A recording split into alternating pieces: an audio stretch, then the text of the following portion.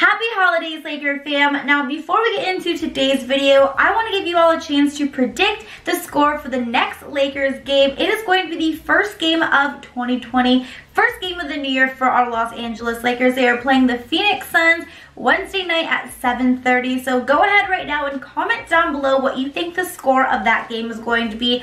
I'm going to go out on record right now and say that the Lakers are going to win 110-98, but comment down below and let me know what you think the score of that game is going to be. But let's get into it because we've got a very exciting video today for you guys. We've got to break down all of the latest Laker news and, of course, talk some trade rumors here on Lakers Report by Chat Sports, starting right now.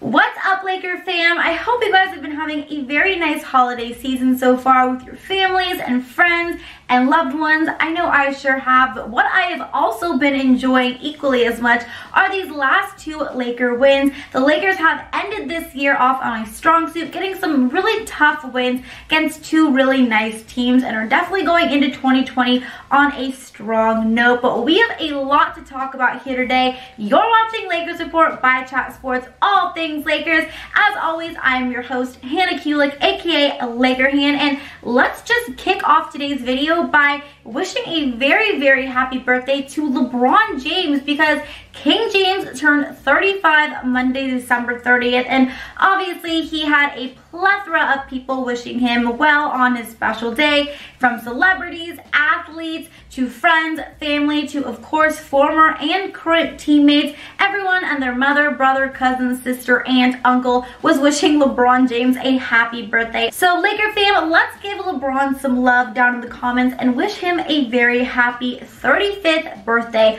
Honestly, it is pretty darn crazy that at 35, and for as long as he's been playing, he's still playing at such a high level. Definitely one of a very, very rare, very special talents. I hope he enjoyed his day. I was watching his Instagram stories, Snapchats, Twitter. It really seemed like he did have a great day. But let's all take a second to wish the king a very happy birthday in the comments below. But moving on and continuing on this little LeBron James path, LeBron had some very interesting comments. He said that he could see himself passing Kareem Abdul-Jabbar for being the #1 scorer on the NBA's scoring list. Now, LeBron is currently 4th in the NBA all-time scoring list. He only needs 297 points to pass up Kobe Bryant, which I know that's going to be a little bit of a tough day for me just because I am such a big Kobe Bryant fan. But still, LeBron, even though he is 35, is getting older, could still very well pass Kareem Abdul-Jabbar. And if you ask LeBron, that is definitely part of his plan. Like I said a little bit earlier in this video, it is truly amazing how well LeBron is playing at age 35. You know, there are a lot of players who are just shells of themselves at this age, players who aren't even able to make it to this stage in their career. And for LeBron to be playing for as long as he's played, to be the age he is, and to still be playing at such a high level, the level that he is playing currently right now this season, he's averaging 25.5 points per game. He's leading the league in assists right now at 10.8 assists per game. It's truly unbelievable. You know, I know a lot of people like to use the hashtag washed king. LeBron himself has even embraced that hashtag, but I think we can all agree that LeBron James is definitely anything but a washed king. So it's definitely going to be a little bit of a challenge for LeBron to beat Kareem Abdul-Jabbar and be the #1 scorer of all time in the NBA. But still, you know, if you're the king, it's a great goal to have, and he very well could happen. Definitely don't count him out just yet, but right now I'm just very impressed with the performance that LeBron has been putting on for us this season, and very excited to see him hopefully lead this Lakers team to a championship. Now, we still have to talk about the latest trade rumors regarding our purple and golds, but before we do, I want to take a second here to remind you guys that we are having some awesome holiday sales, up to 50% off on our Lakers gears. We got hats, sweatshirts, t-shirts, sweatpants, you name it, we have have it, and we have some great discounts on it. So definitely make sure to check out the links in the description below. We're going to have all of the links to all of our Lakers Gears items. Make sure to definitely check it out because these are some great discounted prices on some Lakers Gears. And who does not want to start off this new year 2020 rocking our purple and golds? I know for one, I'm wearing purple right now, so I definitely do, but definitely make sure you check out the links in below for all of those sales. But moving on, let's talk about some trades. Now, could Kyle Kuzma be on the trading block? Now, Kuz has definitely been involved in his fair share of trade rumors so far this season, and it's unfortunate because, you know, Kuz is really struggling this season, really not being that consistent third scorer, that third star that we were all hoping he would be. Ever since coming back from this recent ankle injury, he had two really solid performances where he actually led the Lakers in scoring in 2 games, but then followed it up with a game where he actually went scoreless, which I know is something that he's not really happy about, especially since Kobe Bryant was in attendance to that game, who was one of his biggest heroes and idols. So obviously Kuz knows he's been struggling, he's been very frustrated, and I haven't given up hope yet. I have seen him improve a lot on the defensive end, but offensively he has really been inconsistent, and the Lakers need a guy who's going to be able to be more consistent and help offensively. We can't really rely on just purely relying on AD and LeBron. We need a third scoring option, and since Kuz has consistently not been that guy, a lot of people are thinking that actually the Lakers may be looking to move him. Now, the Lakers haven't necessarily made Kuz available in trade negotiations, but according to Andrew Miller's FANSIDED'S Pippins Ain't Easy, he came out and said that if they do, a team that would be heavily interested in him is the Chicago Bulls, which of course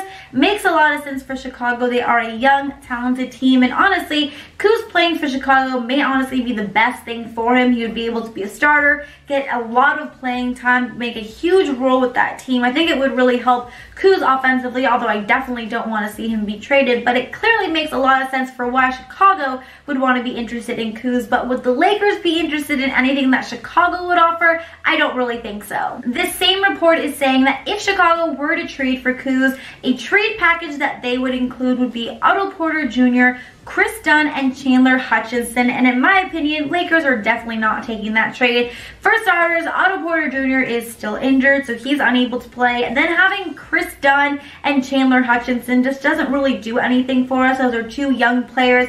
As we all know, the Lakers are in win now mode, so in my opinion, if we're going to be trading Kyle Kuzma, which I'm going to go out on record right now and say I don't want to do, but if we do it, better be for a player that is going to help us right now and really be able to make a solid contribution to this team immediately, really take us to that next level and be a consistent scorer and help us win a championship. And I'm sorry, but Otto Porter Jr., Chris Dunn, and Chandler Hutchinson are just not those guys. But the Lakers are going to have a very tough time just in general making really any trades this season and potentially even next season. We're going to kind of talk all about that and discuss why actually the Lakers' only options may just be to wait and see who gets bought out by their team. But before we do, I want to make sure that you guys are subscribed here on Chat Sports. Hit that subscribe button down below. Come and join this Lakers Report family. And while you're at it, go ahead and give me a follow on my Instagram at Hannah Kulik and my Twitter at Hannah_Kulik to keep up with all things Lakers and of course